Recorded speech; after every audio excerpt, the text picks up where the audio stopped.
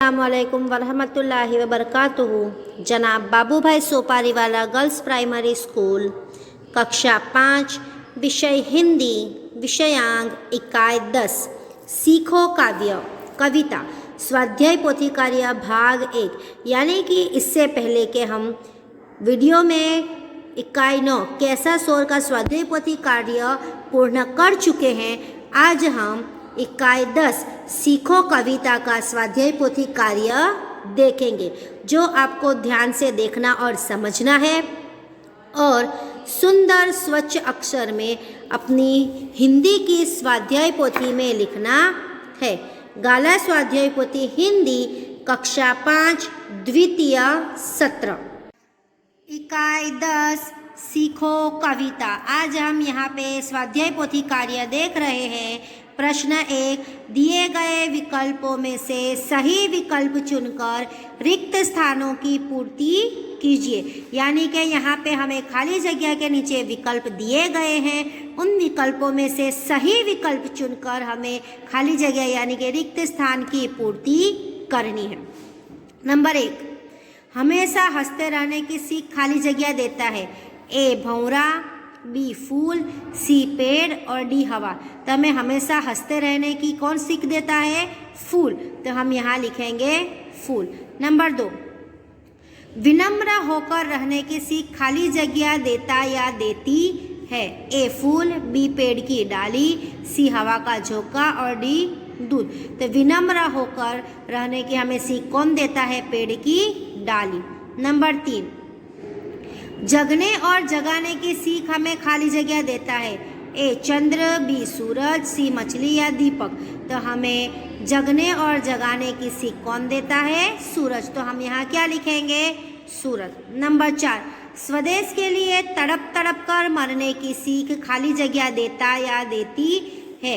ए पृथ्वी, B मछली, सी लता और D धुआं। तो स्वदेश के लिए, अपने देश के लिए, अपने वतन के लिए तड़प तड़प कर मरने की सीख हमें कौन देता है? मछली। तो हम यहाँ लिखेंगे मछली। नंबर 5, हमेशा उन्नति करने की सीख हमें खाली जगह देता है। ए धुआं, बी पेड़, सी पानी और डी दीपक। तो हमें उन्नति करने के लिए आगे ही आगे बढ़ने की सीख कौन देता है? धुआं। तो हम यहाँ लिखेंगे धुआं। प्रश्न 2, सही वाक्यांश चुनकर विधानों की पूर्ति कीजिए। यहाँ पे हमें नीचे दिए गए विकल्पों में से सही विकल्प चुनकर हमें विधान की पूर्ति करनी है, यानी कि यह विधान हमें पूर्ण करना है।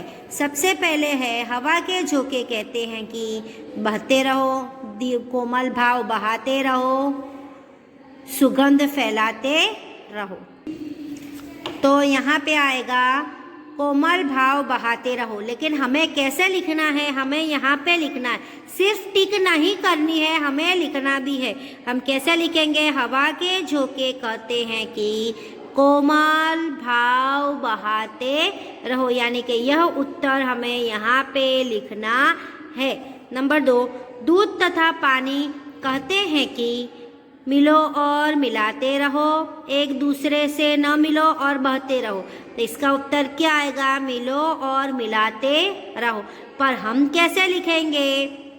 दूध तथा पानी कहते हैं कि मिलो और मिलाते रहो, यानी हमें यह वाक्य पूर्ण करने हैं, जो आपको स्वाध्याय पोथी में लिखना भी है। नंबर 3, लता और पेड़ कहते हैं कि सच्ची सेवा करो, सबको छाया दो और सबको गले लगाओ। तो हम यहाँ क्या लिखेंगे? लता और पेड़ कहते हैं कि सबको गले लगाओ। हम क्या लिखेंगे? सबको गले लगाओ। नंबर 4, जलधारा कहती है कि जीवन पथ में आगे बढ़ते रहो, पानी पिलाओ, पौधे लगाओ। तो उसका उत्तर क्या आएगा? जीवन पथ में आगे बढ़ते रहो। तो हम क्या लिखेंगे?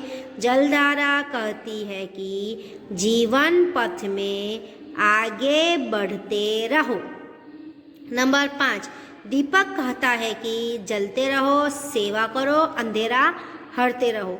तो इसका उत्तर क्या आएगा? अंधेरा हटते रहो। हम कैसे लिखेंगे? दीपक कहता है कि अंधेरा हटते रहो। नंबर 6, पृथ्वी कहती है कि घूमते रहो, सच्ची सेवा करो और अनाज उगाओ। इसका उत्तर आएगा सच्ची सेवा करो। तो हम क्या लिखेंगे? पृथ्वी कहती है कि सच्ची सेवा करो। आगे प्रश्न 3, सही जोड़ मिलाइए। तो हमारे पास यहाँ अ क्या है? फूल, जलधारा, मछली, पृथ्वी और धुआं। और ब में हमारे पास क्या है? स्वदेश के लिए तड़प कर मरना, सबको गले लगाना, हंसते रहना, हरदम उन्नति करना, जीवन पथ में आगे बढ़ना, प्राणी की सेवा करना और शीश झुकाना। तो हमें यहाँ पे जो अ दिए गए हैं उसके बाजू में उत्तर में हमें इसके साथ का यहाँ से सही उत्तर ढूंढकर यहाँ लिखना है। तो फूल हमें क्या सीख देता है? हंसते रहना। तो हम यहाँ लिखेंगे हंसते रहना। नंबर 2, जलधारा हमें क्या सीख देती है? जीवन पथ में आगे बढ़ना। तो हम यहाँ लिखेंगे जीवन पथ में आगे बढ़ना। नंबर 3, मछली हमें क्या सीख देती है? स्वदेश के लिए तड़प कर मरना। तो हम यहाँ लिखेंगे स्वदेश के लिए तड़प कर मरना। पृथ्वी हमें क्या सीख देती है? प्राणी की सच्ची सेवा करना। तो हमें यहाँ लिखना है प्राणी की सच्ची सेवा करना। और आखिरी है धुआं हमें क्या सीख देता है? धुआं हमें हरदम उन्नति करने की सीख देता है, यानी कि आगे ही आगे बढ़ने की सीख देता है। तो हम यहाँ लिखेंगे हरदम उन्नति करना। आगे देखिए प्रश्न 4, निम्नलिखित प्रश्नों के उत्तर 1-2 शब्द में लिखिए। यानी कि दिए गए प्रश्नों के उत्तर हमें 1-2 वाक्य में नहीं, सिर्फ शब्द में उत्तर देना है। सबसे पहले क्या है? हमें गाते रहने की सीख कौन देता है? भंवरे। तो हमें यहाँ सिर्फ भंवरे लिखना है। नंबर 2, अपनी शक्ति के अनुसार अंधेरा कौन हटता है? दीपक। नंबर 3, हरदम ऊंचे चढ़ने की शिक्षा किससे मिलती है? धुआं हमें हरदम ऊंचे चढ़ने की शिक्षा यानी सीख देता है। आगे प्रश्न 5, निम्नलिखित शब्दों के 2-2 समानार्थी शब्द लिखिए। समानार्थी शब्द यानी समान शब्द, यानी कि दिए गए शब्द को हम दूसरे कौन से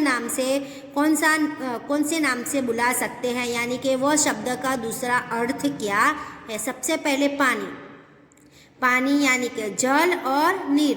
पानी को हम जल भी कह सकते हैं और नीर भी कह सकते हैं। नंबर 2, फूल को दूसरा हम कौन से नाम से बुला सकते हैं? पुष्प और सुमन, यानी कि पुष्प और सुमन और फूल यह तीनों एक समान है, यानी फूल को हम फूल भी कह सकते हैं, पुष्प भी और सुमन भी। नंबर 3, सूरज दूसरे कौन से नाम से जाना जाता है? रवि और भानु। भंवरे को दूसरे कौन से नाम से हम बता सकते हैं? भंवरा और भ्रमर। पृथ्वी यानी धरी, अवनी। वायु यानी हवा, पानी। वायु को हम हवा या पवन भी कह सकते हैं। क्या कह सकते हैं? हवा और पवन। क्या कह सकते हैं? पवन। आगे देखिए प्रश्न 6, कोष्टक से उचित शब्द चुनकर रिक्त स्थानों की पूर्ति कीजिए। यहाँ पे हमें ऊपर ये जो कोष्टक दिया गया है जिसमें है सबको, भंवरों, झोंकों, प्राणी, स्वदेश और पतझड़, इन सभी का उपयोग करके हमें योग्य, जहाँ पे जो योग्य है उस हिसाब से हमें रिक्त स्थान की पूर्ति करनी है, यानी कि खाली जगह लिखनी है। नंबर 1, फूलों से नित हंसना सीखो, खाली जगह से नित गाना। जब हमें फूलों से हंसना सीखना है तो गाना हम किससे सीखेंगे? भंवरों से नित गाना। नंबर 2, सीख हवा के खाली जगह से लो कोमल भाव बहाना, यानी हवा के झोंकों से हमें कोमल भाव बहाना सीखना है।